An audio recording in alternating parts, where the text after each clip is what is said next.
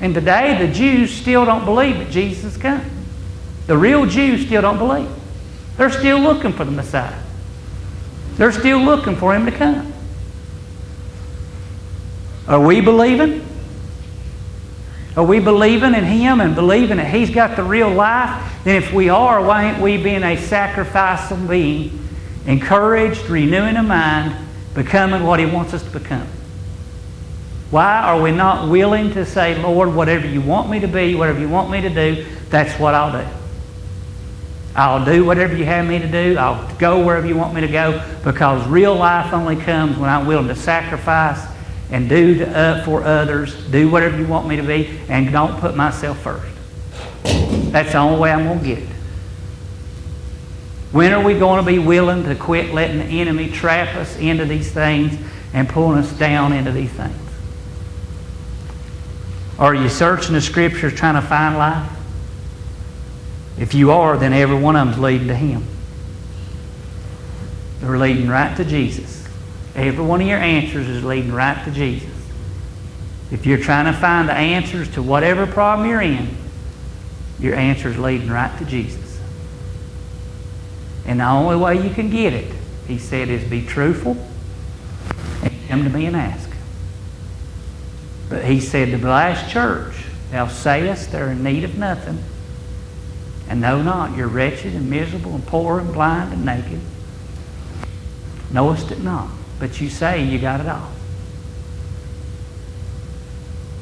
Are we in need of nothing? That we've got it?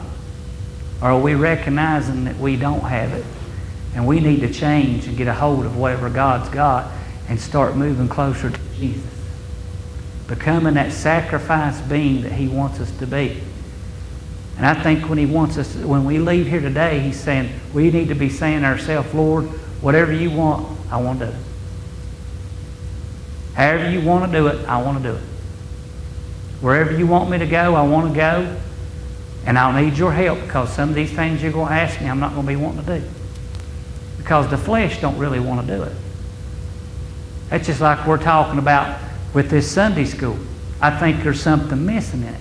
And we'll talk about that at the end.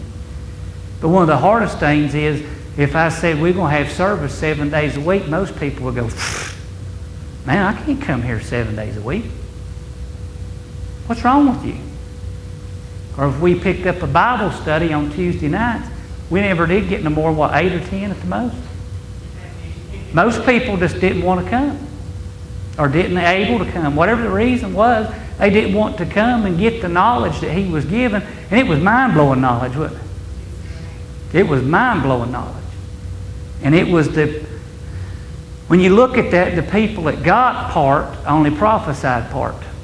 But the people that got it all held in and grabbed hold of it.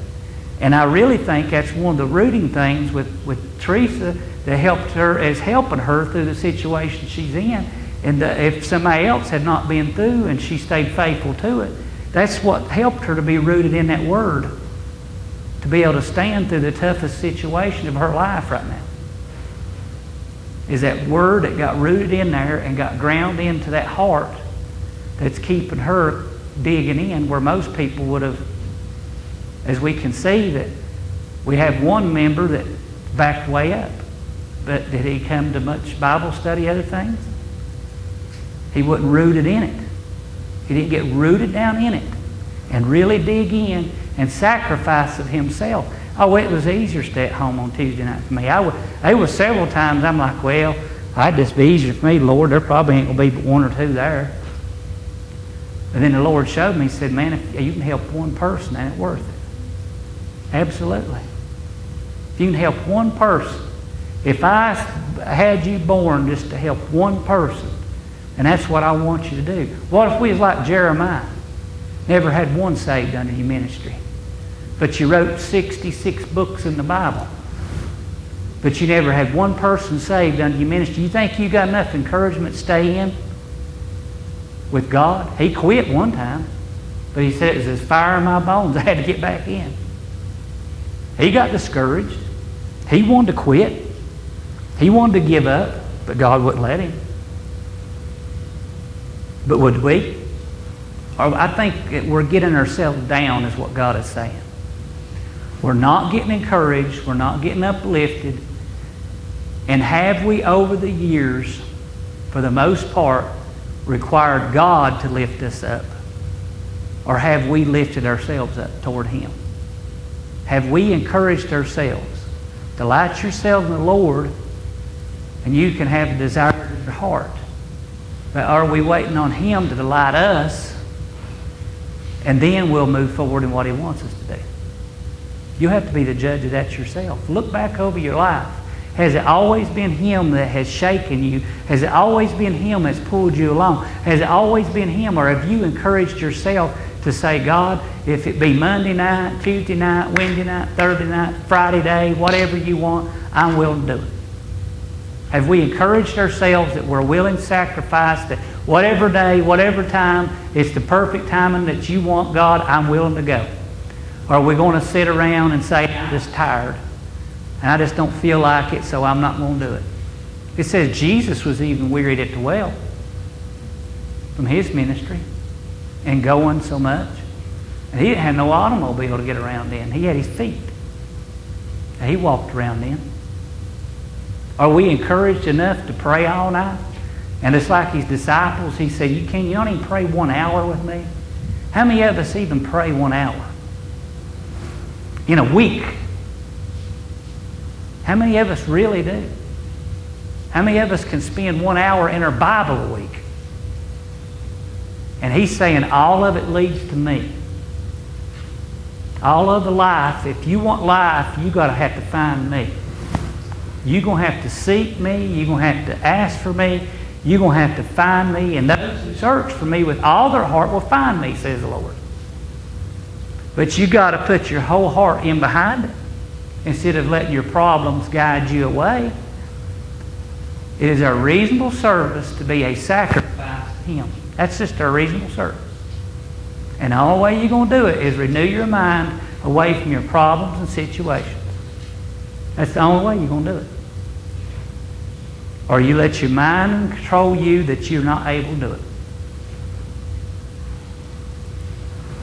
Anyone so far? He doesn't. I mean, we shouldn't expect Him to just come to us. It says to seek, and you will find. Mm-hmm. Search for that. Mm-hmm. But do we? Do we? Or do we wait on Him to come pick us up out of our seat or out of our life all the time and encourage us? But we've been waiting on Him to always come and pick us up. When He's saying, if you'll just encourage yourself and come to me, then I'll pick you up. That's where real life is at. He said, search the Scriptures, for they lead to me. Well, we got to go to Him. We got to go to Him. I think we've stopped asking. Yeah. I think that there's so many things in our lives, and we just sometimes don't even feel that we should ask. I've been there many times. I think, well, what have I really done? And I know it's not our works. I know our works is not one. But I think in certain situations in my life, I've quit asking. Mm-hmm. I've quit asking because I guess it's just been so long and so much and so, many things that I've kind of, instead of looking for better, I've accepted that place in a sense. I think we'll accept where we're at sometimes. Like a comfort zone. Yeah, I don't think we're asking either, and I think that we've come complacent to sit back and say, well, I'll wait on you, come get me, God. Or we just think, I know I think, well, I got myself in this situation. I think about, lots of different things in my life. And sometimes things rings in my ears that, even Mom has said to, through the years, and then you don't even feel to ask. Because you think, well, you got yourself into that place, It's almost like